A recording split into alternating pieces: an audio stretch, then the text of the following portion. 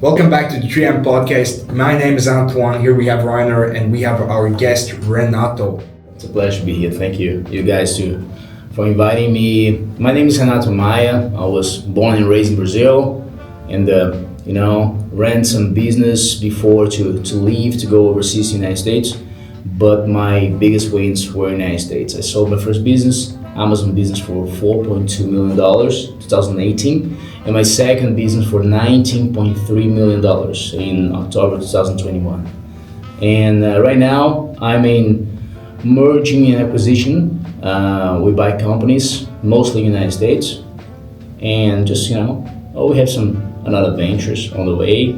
Invest heavily in real estate, especially in the Sun Belt, United States, like Texas, Arizona, and Florida.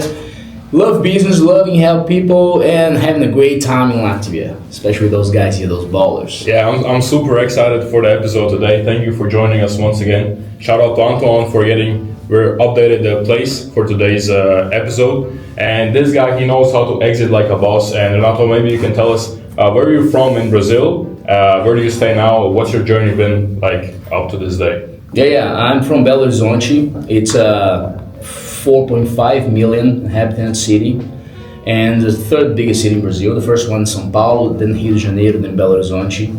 And right now, most of the time, I just came from the United States. I stayed 3 months in the United States. And last year, I spent several months in Latvia that I call right now, I would say my main base. I feel pretty much comfortable here. It's a great place to do networking. A lot of young hustlers that really want to do great in life. And, that's pretty much it. My main base is Latvia, but I travel a lot for business, especially Germany, Poland, and Portugal, and United States. Worldwide, always. Exactly. And why Latvia? It's a great question. I spent 3 months in Lithuania, and because I wanted something different, after United States, a long time in the United States, like 7 years and a half in the US. Obviously traveling around Europe, but never staying a long time in Europe. And then I just decided I want to go east. I want to see how it is to live on those countries, because I was never in Lithuania, on the Baltics, Lithuania, neither Estonia, neither Latvia. And I was in Lithuania already enjoying that, and one friend of mine came and said, "Man, have you ever been to Latvia, Riga?" I said, "No, just in the airport." Because to go to Finland, that's the connection, and I go pretty often to Finland. And then, man, I came and here I am, man. The city's great. Here you are, and obviously you had a long journey. Like, for you guys to understand, Renato started from zero in Brazil. So maybe you could backtrack a little bit and tell us, like, how did you start? What was your first maybe work experience? Maybe first hobbies? Like, how did you start out in Brazil to have like damn, I really want to explore the world, see more, meet more people, and go out of your comfort zone in your circle? That's a great question, man. Like, to answer that, of course, that would take a few hours, but I just take the shortcut here. I come low middle class in Brazil. We're talking about poverty for European standards, especially, I will not even mention American standards, but pretty low, pretty much from scratch. Lost my father in a very early stage of my life. So most of the times I didn't have the guidance, and music saved me, because I play guitar, electric guitar, since I'm 8 years old. And I had a heavy metal band, and the first time that I came to Europe was with my band. We were playing around Germany, and from Germany we went to other countries, and it was a great ride. And after my band, I was always involved in business since my band. I was a leader in the band, just trying to get the gigs and always negotiating the gigs, the equipment and everything. And I worked with football for a short period of time in Germany, transferring players from Brazil to Europe. And then I started my own brand. I just bridged that from football, and I launched a lifestyle brand in Brazil called Vem Com Seu Tio at that time. And that same company is the company that I sold because I transferred that into VCSTU because Americans would not understand what means vem com seu tio, and that's a lifestyle. That's a slang in Brazil. Like, come with your uncle, come with me. Oh, Brazilians, we have that swag, that sells a lot. And then, as I said in the introduction, this brand, I created an audience inside Facebook group because the algorithm was great at that time, and also email list. And I started selling to that audience products in Amazon. So I was spiking the algorithm, getting organic sales all across the United States. That was the first business. And then I went to the second one. I was consulting around, and then I found this company, health solution company. I just like the spike in the sales was crazy because they didn't have outbound, and I exploded the sales because I put a lot of people on the phones. And I gotta say that's very important. Grant Cardone, when I met Grant, it was 2017.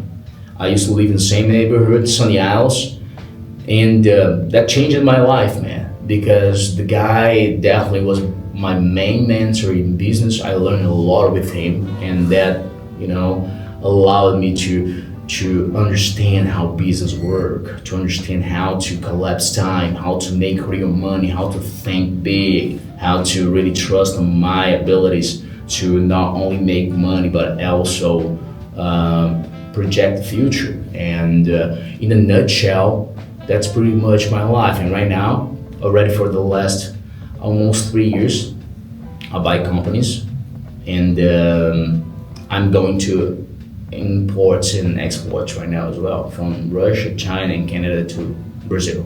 Oh, that's crazy. That sounds big. And as I understand, Cardone is still having like a mentorship program or something. The 10x, like 10x, your 10x, is it called that 10x? I've seen something that he's doing the biggest program for him now. Yeah, Cardone has a lot of programs right now. I'm just on the mastermind because I'm an investor in Cardone Capital, one of the main ones. I'm the fourth biggest one there, and because I'm with him since the beginning. I'm very loyal to the people that help me. And Cardone, of course, I paid him. He did nothing for free. That's America, Everything has a cost, but I'm with him since the beginning. We were only 300 investors, 320 investors. Right now, it's 20,000 investors in Cardone Capital. So he has many programs to help people about marketing, sales, but I'm pretty much about the investing side right now. Do you understand? We just had a conference 2 weeks and a half ago in Miami, and I'm with the guys. I'm with the guys all the time, and we are together in this mission. We're about to go public with Cardone Capital, so it's a great ride. The guy, if you don't know Grant Cardone, man, just check that out. Maybe he's your guy. And when you started your band and you were starting to search for gigs and all of that, did you see yourself actually going into business, or was it like 2 years in and you're like, oh, I'm actually in the business world, I'm not in the music world?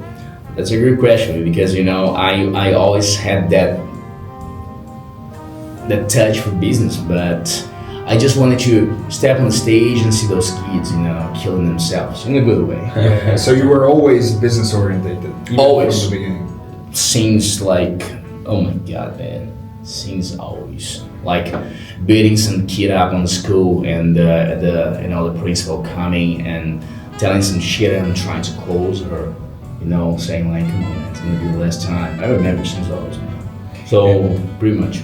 And I've heard recently, I was just hearing from some people, one billionaire I saw on the internet said that, business-oriented people isn't only hard work. It's born. You're born to be a businessman. Do you believe in this, or do you think it's only hard work? Do you think anybody can do it, or you have to have it inside of you? I think this. Not everybody can be a truly multi-millionaire if they don't have some traits. But entrepreneur, it's very simple, brother. If you're willing to bleed for a long period of time, you can be entrepreneur. It all comes back to pain. And as men, we understand that. You guys are fighters, you know that very well. And business is about pain, business is about learning and not seeing the results very fast. It takes a long time for you to be able to see the results from your work. And I think everybody can be an entrepreneur, 100%. It's a game. You just gotta learn the rules. Normally nowadays we have YouTube, you have a lot of information. I would recommend to find a mentor and just follow that mentor. Go deep on that person, study that person, instead of having, because most of the people have 3, 5, 7 mentors. That confuses you, and analysis paralysis. You guys know, you guys entrepreneurs as well. If you don't have one solid information and the clear path where you want to go, you don't go anywhere. So to go to the high stakes, it takes a little bit of, you gotta have something inside you, because let's be honest, brother, it's very easy to pick up the phone and go knocking doors when you're fucking broke. But once you start winning, man, to keep hungry is not easy.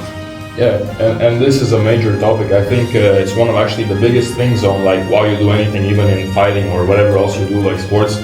You got to have the end goal, and for everybody seeing this, if your end goal is just to make money, you don't start a business. But I wanted to ask like Renato, what do you think is the real reason for starting a business? Because obviously it's not just the spreadsheets, it's not just having a good life, because as you said, when you achieve that first smaller initial goal, then you're gonna lose the hunger, or you just don't have the right goal and you're gonna lose the hunger. That's a great question as well. Actually, lose the hunger is just because your goal is not big enough. That's one thing that I learned with Grant. Your goals, your target gotta be like ridiculous. Gotta be ridiculous. Even if you're broke right now, if you're broke, you gotta be thinking at $10 million euros at least, and then you come to me, man, am I crazy? I cannot even pay rent. $10 million, you're nuts. Say, hey, that's the only thing that's gonna pull you from your fucking bed, and then because it's not easy, man. You gotta try a lot before you hit a home run, before you have a big win. So business is pretty much about it's not about only you. If you make only about you, you don't go so far. You have to make about your family. You gotta make about what's your mission. Do you want to inspire people? Me, for example, being here with you guys, you're very young entrepreneurs. That's amazing, and that is one of the reasons I wanna win so big, because I want to show you guys everything's possible. If you want just for you, man, to buy cars, watches, houses, travel, you won't be fired up so much, and you're gonna most likely give up on the initial obstacles. So you have to have a massive goal, and write down your goals every fucking day, especially during the morning and after going to sleep. Every day, at least 2 times. You gotta see, you gotta smell it, you gotta have that on your face all the time. That's a secret. I'm giving up. It's that simple. You gotta have the goals here. Write down. It takes 30 seconds. Write down your goals during the morning, during the night, every day, and also when you lose, you went to try to close a client. That was a flunk, you didn't close the guy, write down the goal again. Because then you have the valley and the goal is gonna pull you back very fast. So you gotta see what you want. And by the way, the goals are gonna change every day. Today you want something, tomorrow you don't want that thing anymore. So $10 million company, I want to be able to provide that my family with this. I want to be able to have 25 kids and 6 wives. And by the way, wives are expensive. The kids are not. The wife is expensive.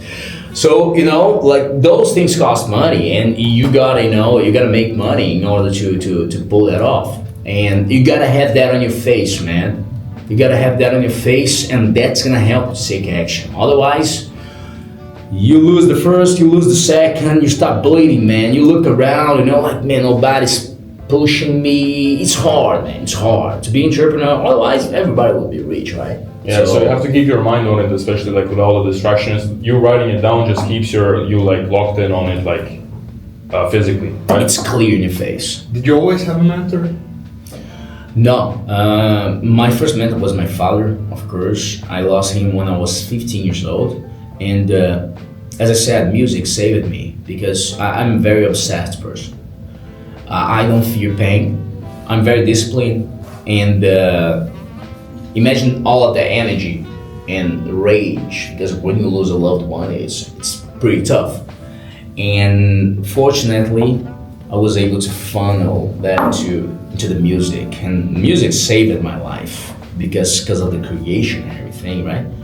And my goal was to take over the world. I was 16, 17. I wanted to be on stage and filling up stadiums. That was my first dream. And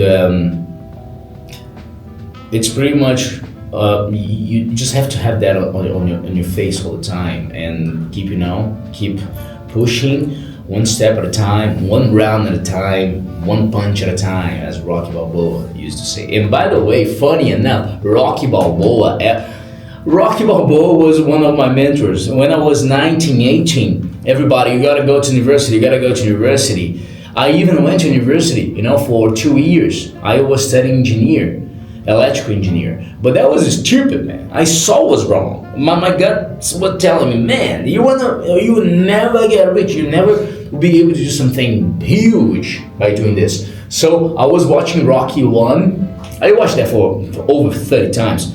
And I remember, man, this guy is balls to the balls. This guy's doesn't give a fuck. He's, from scratch.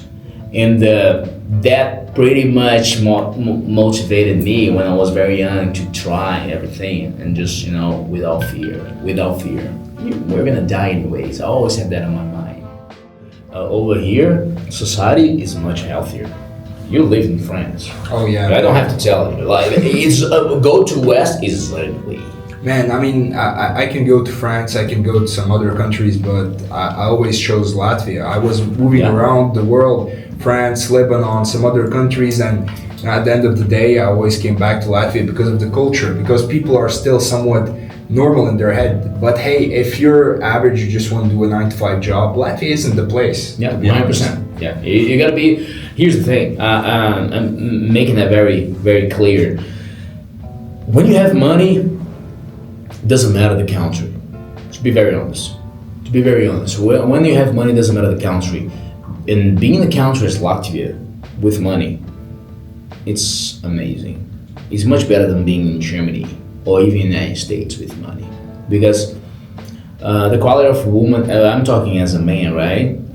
Quality of woman here, much higher, obviously. And also a much healthier society, much safer. And the lifestyle here is much better.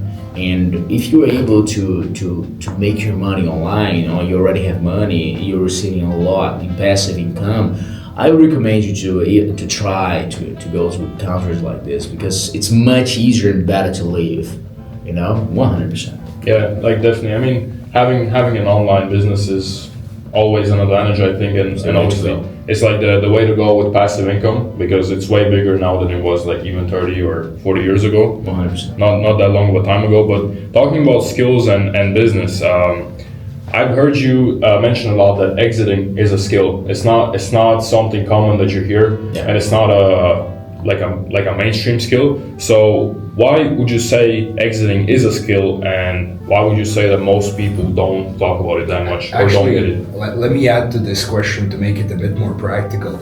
Let's say at the moment somebody's watching, they're already running a business, let's say 10K, 20K, whatever, or even 100K, 200K. How should they position themselves, or where should they go towards to find the way to exiting a company?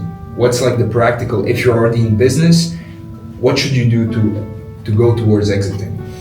Actually, only a few people consider that. And by the way, not even consider, only a few people know about that. Because most of the people think, I'm gonna have a business, I'm gonna die running this business. They don't even build up a business with systems that run by itself. That's a big problem as well. And by the way, that's the first question I ask a business owner, what will happen if you go to a desert island for 2 weeks? What will happen with your business? Because if he comes to me and say, my business would start shrinking or I would go broke. I don't want to buy that business. I want a business that doesn't need the owner, that keeps growing even without the owner. And already that concept, it's very new for most of people.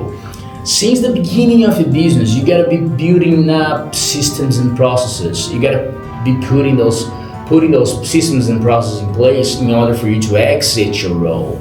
Otherwise, you just have a job in your business.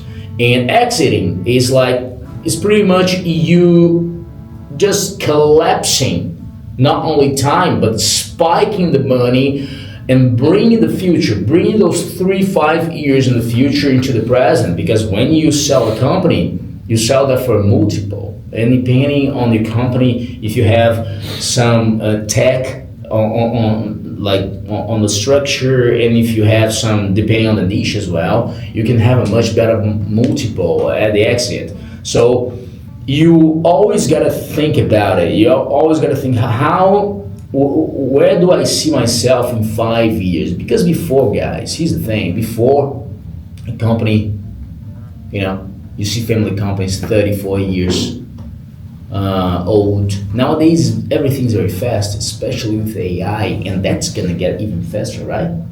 Faster and faster. Right now, we can launch a campaign and see if that works in 2-3 days. Before, it took forever. And you gotta plan the exit. What I mean by this, you gotta start a company thinking, where do I see myself in this company in 3-5 years? Do I see myself still doing this? Do I really love that? Because it gets boring. And by the way, even making money, that is the reason people want to sell their company. I buy companies from business owners that they are making money, but they're so bored. They already got used with the lifestyle. They are making 5, 7, 3 mil a year, because that's the range I buy companies. Because above that, you're already competing with big family offices and also private equity companies like old ones. So that's the strategy I use. And they even making money, they cannot they cannot go to the office anymore. They want to exit, they want to do something. They want to play, they want to play with something different. So think about it. You got to think about the exit. Or even when you start a business, how I'm gonna exit this business? Does my business grow even without me? Am I hiring qualified people able to run my thing for me when I'm not here? Because if you're not doing this, you're just getting a well-paid job. Because once you leave your business, that starts to grow. You're the guy. You have to be there. If you're the manager, you're just a manager. You're not the owner. You're just 100%. Like you're doing a job. And for myself at the moment as well, as I'm running my company, my main goal is just making systems. And what does that mean? We have, for example, a few people. Okay, this guy does this. The first step when a client comes in, first step this guy, second step this guy, third step this guy. Okay, and if they don't know, or let's say one of the guy goes away, you need systems in place. Systems, easiest way to say it, SOP, standard operating procedures. Have documents. Hey, you can do 1, 2, 3, 4, 5 to acquire this, to complete this action, and then you give it off to the next person. And then at the end of the day, you always have to have a manager depending on the company, and you put in a person, you teach them.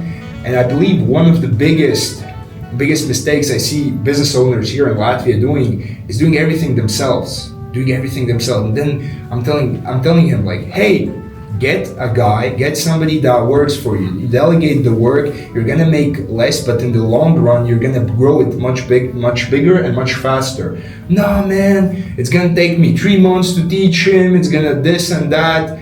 Sure, stay where you are. Yeah, that's absolutely a great point. Like, I think you have to think about yourself in the future. Are you gonna want to do the same things that you do today? And another thing, even what you mentioned with AI, it just came through, and that's a big niche. If you haven't thought of yourself in the future, then you're still going to be doing the old operations, and you can't put yourself fully into the next thing.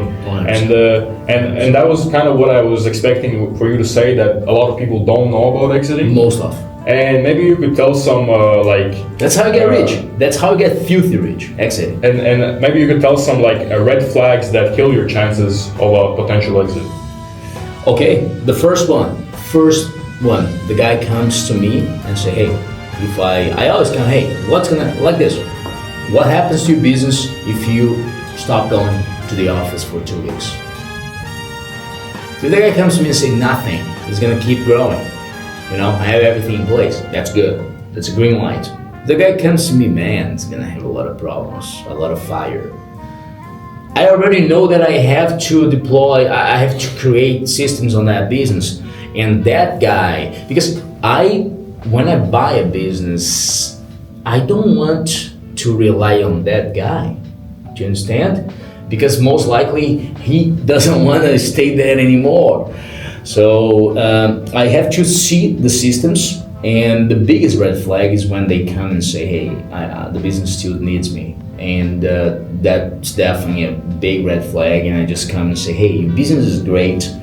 You should do this, and this, and I wait for the guy to deploy those strategies and also to build up the structure, and then I try to come to him later, 3-6 months down the road. That's what I do. I'm very honest and open with those guys because I don't want to get a business that's not up and running, you know? Yeah, that's the biggest red flag. Second red flag, if it's not making enough money. I like to get business that are making at least $1.5 to $2 million a year. Profit or revenue? Revenue. Revenue. Revenue, yes. And what's the profit margins you're looking for?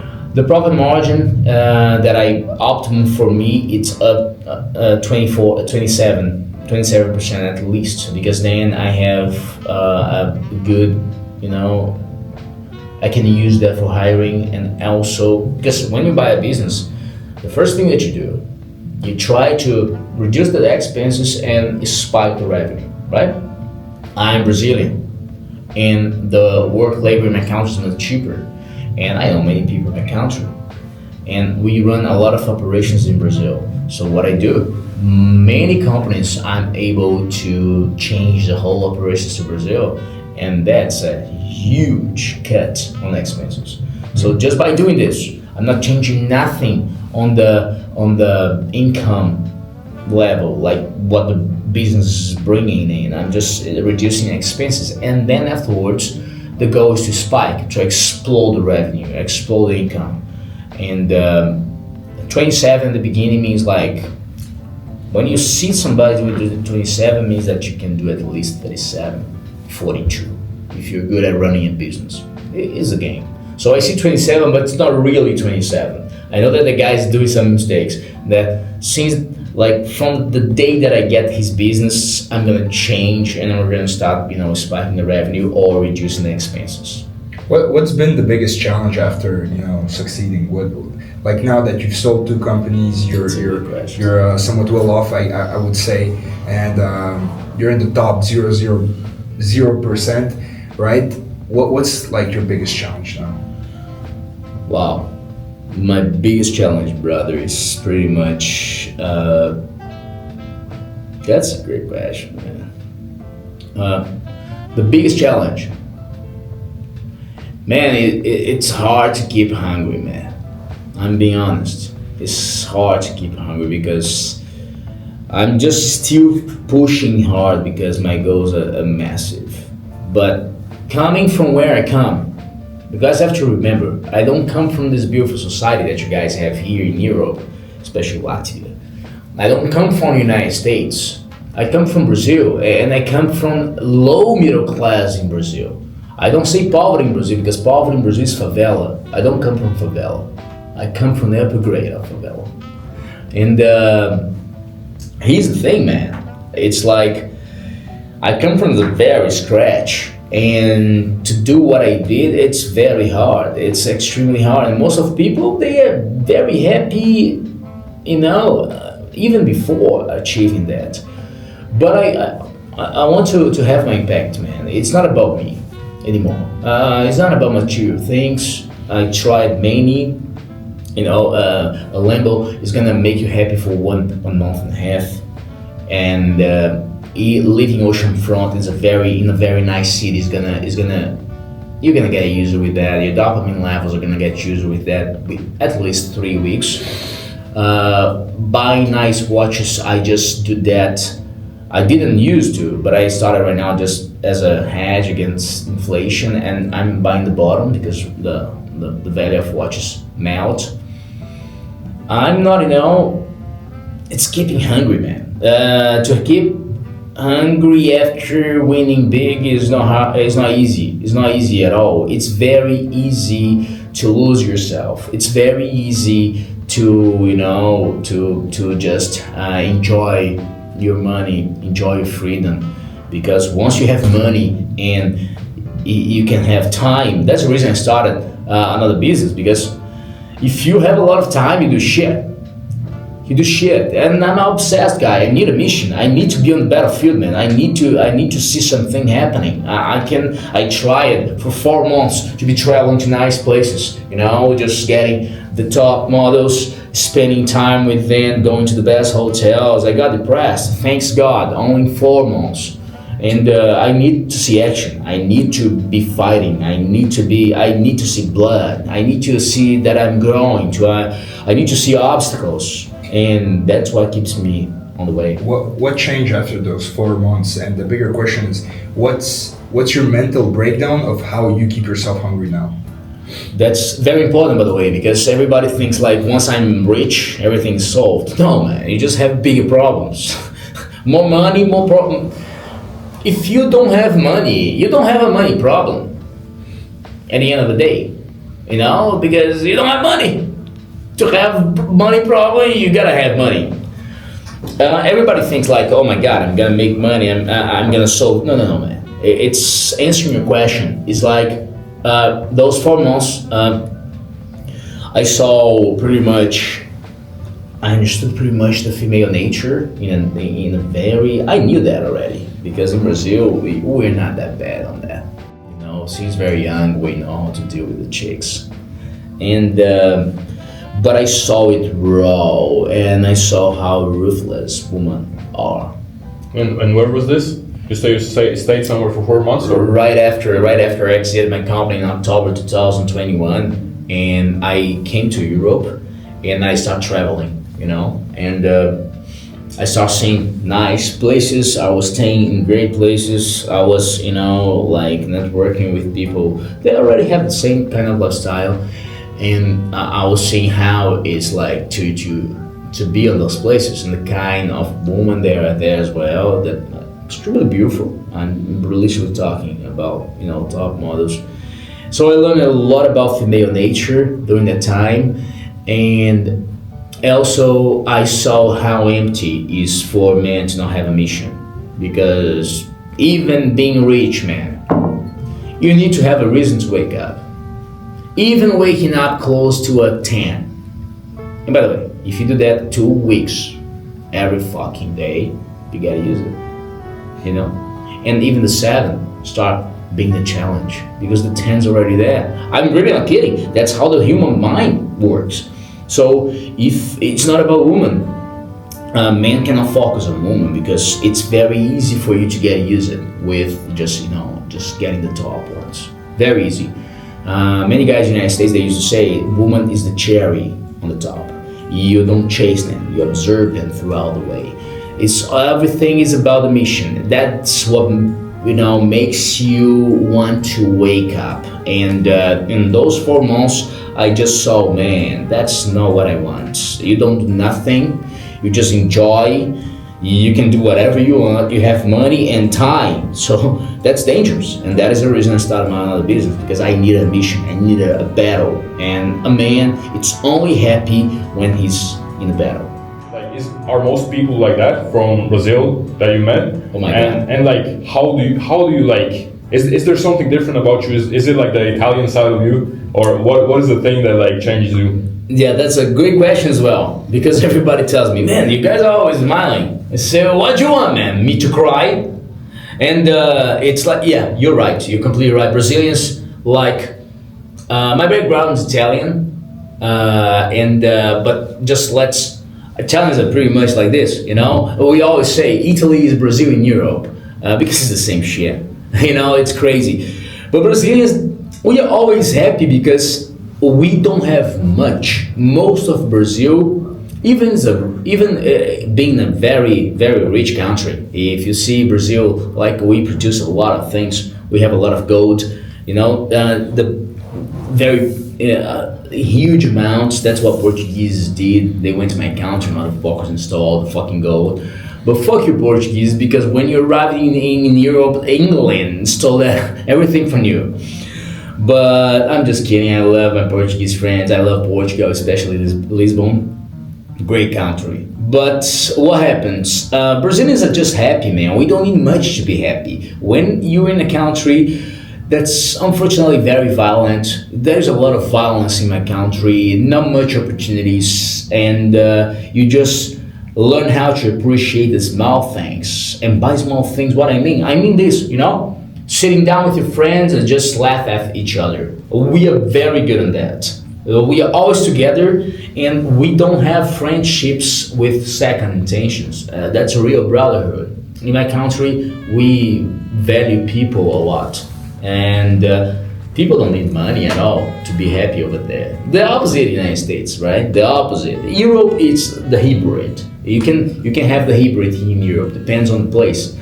But I think like the secrets to value people, to value like small things, and to remember that even with money, the most important thing in life is to be surrounded by people that want the best for you. And especially right now, I'm close to very big players, but they don't like me. They like my money. You understand? I can pull a lot of girls, beautiful ones, but they like my dough. Maybe I can make them laugh as well. Maybe that's another reason. But it's nice when you're with your brothers, you understand? And being from the fighting, because fighting in the country is pretty heavy, pretty big. We have that on our culture. Or football, it's kind of our religion as well. And that's real, that's for real. It's not like second intentions involved, and that's one big beautiful thing about Brazil. It's like it's raw. We're just happy because we are there enjoying the moment, and that's definitely, man. I'm from Lebanon, and very similar. Very similar. Yeah. I mean, there's as well many Lebanese guys in Brazil, but to answer as well your question, I remember in Lebanon, man, I'm sitting with my friends, and man, there's bombs going off in the distance, and you're just laughing. Oh, this one's okay. This one wasn't too loud. This one's like 5 out of 10. Replace the bombs for the shootings in Brazil. Like that? Same thing. Yeah, man. We were just joking around, man. 100%. I remember one time we were sleeping. It was like 3 a.m. and it was recent, like maybe last summer, and there's just a bomb that drops from Israel. Israel drops a bomb near in Beirut, and man, I just remember with our friends group chat, we're like, man, this was like 4 out of 10, 4 out of 10. This wasn't too loud. Some other guys like, I don't know about that. That was like 2 kilometers away. That's what 7 out of 10. We're just laughing about, because bombs are dropping every other day. Still? Still now. Like sometimes Israel is still bombing Lebanon, still bombing Beirut, and we're just joking about it, man. I mean, we know deep inside it's sad to see our country crumble, but at the end of the day, I mean, you have to live and you enjoy what you have because you're thankful. Exactly. You're thankful for being alive. Here in Latvia, nobody's scared. Anybody I talk with, nobody's thinking about war. I mean, they think, maybe war is gonna happen, but nobody's been in war. No threats. Exactly. When there's no threat, you just get used to it. You get weak. And when there is threat, you understand the values of life, because any moment now you can disappear, and you had people disappear. I know many people in Lebanon that disappear, and they die because something exploded or somebody killed somebody. You just have to appreciate what you have. Thank God for having all my limbs. Thank God for having my health. And that's it. At the end of the day, we have to be thankful for that. Whatever comes extra is just a bonus. Oh, thank God, for real, thank God. And Yeah, you're using all of your limbs usefully as well. Guys doing MMA, so you already know. 100%. He mentioned a very important thing. Yeah. It's about the threats. Come on, man. When you don't have threats, life is easy, and you get what? As you mentioned, you get soft. And guys in Lebanon, Brazilians, man, we're not soft. we know what's war. Brazil is more of a civil war. It's every day. If you leave your house and you bump into the wrong person, you get shooted. You get shot. You know, the person tried to steal you and shoot you for nothing. That happens all the time in my country. And you feel the threat and you learn how to enjoy every moment because you know that's very dangerous. When you don't have nothing, you're living la la land. You don't appreciate nothing, right? Yeah. I tell everybody, wanna do business, go to United States at least for 2-3 years because those guys are ruthless. They don't give a fuck about most of Americans in business. They don't give a fuck about people. They just love money. And if you want to appreciate more people, go to a third world country, being even Eastern Europe or South America, because then you're gonna see how those people can make a lot out of nothing. Like being happy even not having much. Yeah, that's all. To double down as well, why I think boxing, MMA, whatever fighting sport is very important. Man, I remember I got knocked out once in front of a few thousand people, and let's be real, hadn't there been a referee, that's it, I'm dead. So theoretically, I've died, and I have to understand that, man, whatever comes after this is just a blessing. I have to be thankful for what I have, and that's why I like to smile every day. That's why whenever somebody asks me how I'm doing great, because I technically died. And this is the thing about people from third world countries. I mean, people around them die, and that's why they're thankful. And we don't have nothing to lose. Exactly. Only to win. Yeah, that's true. And that's a big thing. Yeah. Here's the thing. And then to be dangerous, you gotta be out of your comfort zone. And every man gotta be dangerous. As a man, you have to be dangerous. Because guys, here's the thing, man. You're the man that's watching this. If you're not dangerous, brother, if a dangerous guy shows up, he's gonna get your girl, he's gonna get your money, he's gonna beat the shit out of you.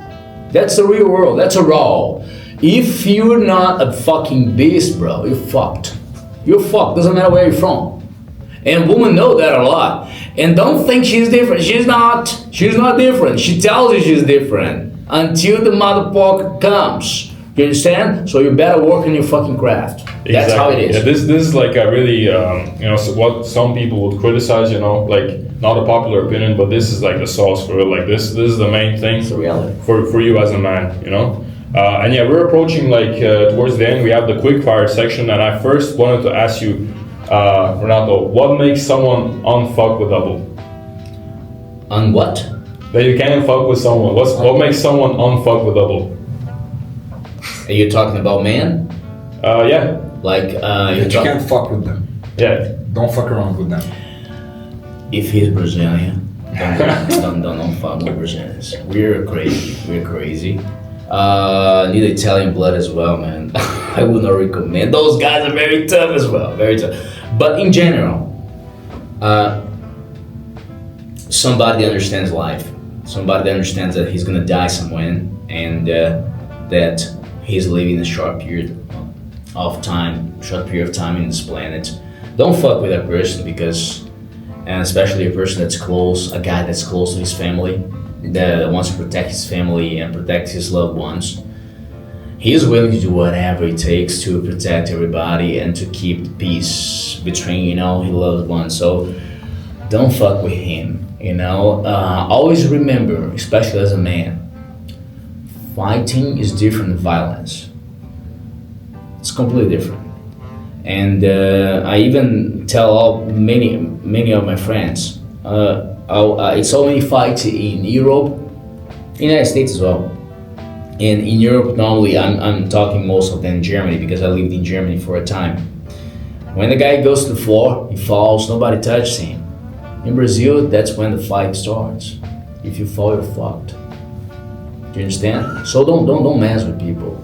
You don't know what that guy has on his head, what he wants, and it's so stupid. So many people lose their lives for street fights and stupid things. You always have to remember, maybe that guy is having a tough day, and that's what those guys learn on the ring because they fight their demons inside the ring. They know that if you mess with those guys, they're really pro fighters. They don't want to fight on the streets. They know their power. and that's what I think. Don't fuck with people that don't have nothing to lose. That's all. And some people really, there's some gyms that there's dark people coming in. Oh, and yes. Even people that are not pro athletes and they've had, you don't know what's going on, and they've been fighting for their whole life, or they just came back from also war or an army or something, and they come back and they're a menace, and they're coming to take that out. So in the gym, you also you have so many different types of experiences, especially in fighting, that you understand, like, okay, you don't fuck with anyone, okay? Unless it's like a really personal matter and you have no other choice. You don't fuck with anyone, and that's just facts. And you gotta be willing to kill, brother, because some people. If you do, you have to. If some people, they never forget. Be careful. It's better to avoid. What's your biggest advice to startup CEOs? To startup CEOs, Yeah. the best advice: just make fast mistakes, because mistakes cost money and time, and that's what put you out of business. Mistakes, and you gotta do two things very fast: build up good systems and try them very fast, and hire and fire very fast as well. If you do those three things, if your product can help people, it's impossible to not make money. It's impossible. You have a problem, you solve a problem, you build up systems, you fail fast on those systems, and you hire and fire people very fast, because one wrong person is gonna make you lose not only money but a lot of time. And slowly closing up, what do you want your legacy to actually be? Because you still have at least 50% of your life, like you still have at least 50 years or whatever, a long time. Yeah. So what do you want your legacy to be after you're gone? What do you want the people remember Renato as? That's a good question, brother. Mom, I just want, I just want to have my kids to meet people around the world telling them that, come on, man, I learned something with your father, or, come on, man. It's like, I met somebody that met him, and also what a great journey, because my journey is very unique. The place I come from, people don't do much. I'm a unicorn. I'm a unicorn compared. If you guys would check that out, you guys would be like impressed. It's crazy. People don't go so far from where I come. So I really would like to see people inspired by my journey, by my story of life, and the main thing, man, is to people to see that everything is possible. That's very cliche. It's even hard to talk about this, but it doesn't matter where you are. It doesn't matter what's happening in your life. It doesn't matter, if it's hard or you cannot even think clearly. You can really do whatever you want. You just gotta be disciplined and willing to bleed for time. You gotta be delusional. You gotta be delusional. You have to be crazy, because that's the problem. Highly intelligent people, they get stuck on the mechanics, right? They try to do the math before. It's impossible to do the math before.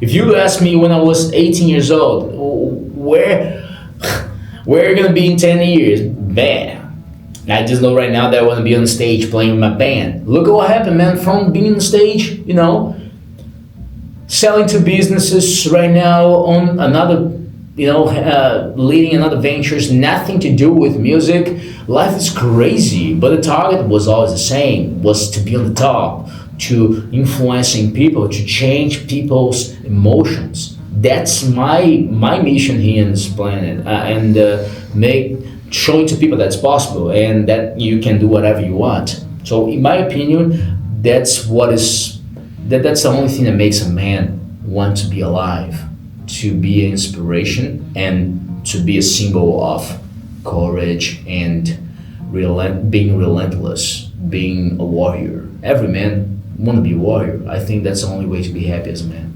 That's greatness. And is there a place where people can follow your journey or stalk you?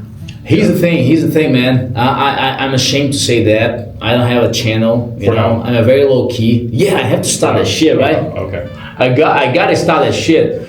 So I have Instagram, it's a very, just between friends. It's Maya Shark. So if you wanna talk to me if you want to engage. Let's talk, man. But you know, I really, it's about time. Many people told me you got to build up an audience because I'm very focused always on my business.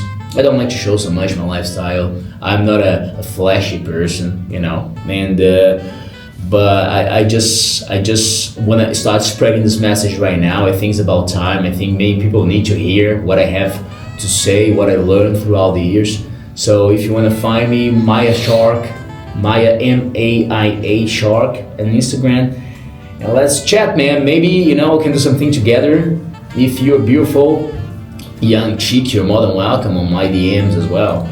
You know? Nah, the legacy is definitely being built, and I only heard a little bit of it, but I'm definitely inspired already. So thank you for coming to That's today. my pleasure, man. Also Thank you guys inspired by our other host, Antoine. Yeah. Yeah. This is a great episode for real, guys. Awesome. Nice to meet you, for real. Stay Thank you for great. watching. Stay great. Come on, that's the only way. That's See you in the next All right, episode. guys. See you.